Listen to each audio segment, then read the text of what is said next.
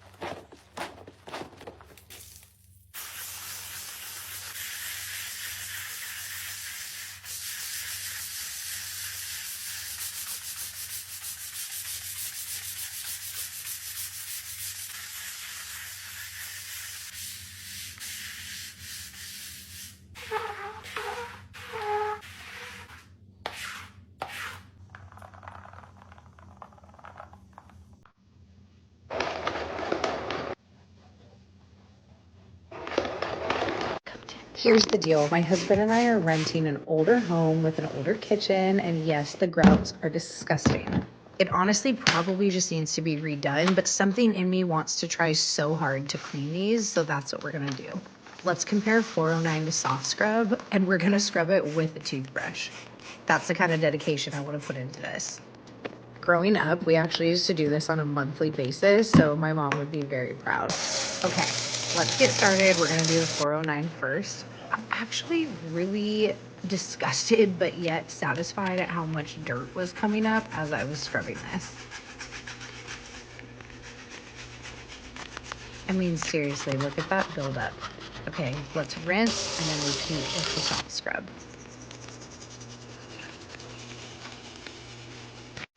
The soft scrub felt pretty gross too. Ooh, okay, let's check it out. Go ahead and check out part 2 to see the results.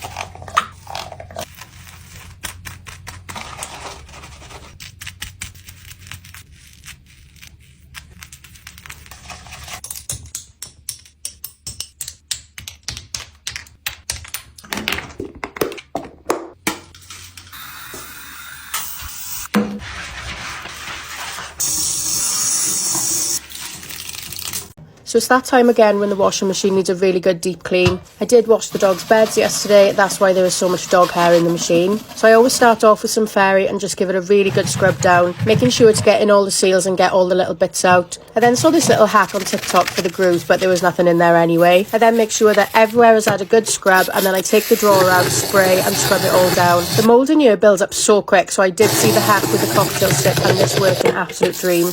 And then I just pop the drawer in the sink to soak in a little bit of fairy. If you don't deep clean your washing machine, I definitely recommend you do it. It is so good for making sure your clothes stay smelling fresh and gets rid of any nasty smells. And then I wiped everything down with some disinfectant, not forgetting the outside of the machine. And then the dreaded part, taking the filter out. Josh had to help me because I can just never get this out. It is so hard. Cleaned all the drawer out using the cocktail stick. Look how gross this was. And then once that was all done, I just popped it all back in. I then used some soda crystals for the inside of the machine. I did use way too much, but I just needed to get rid of them because I don't really use them. And then some Fabuloso washing machine cleaner, and that's it. Good to go.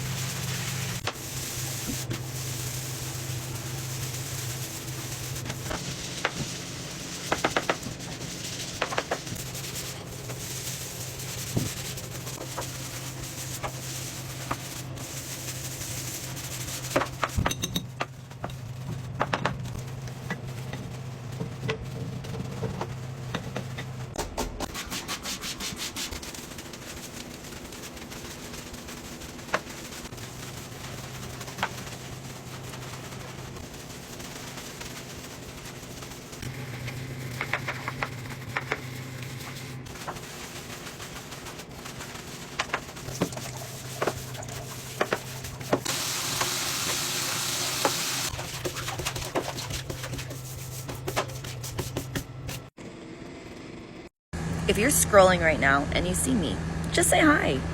You don't have to follow me. You don't have to like the post. But if you just say hi to me, it'll make my day better.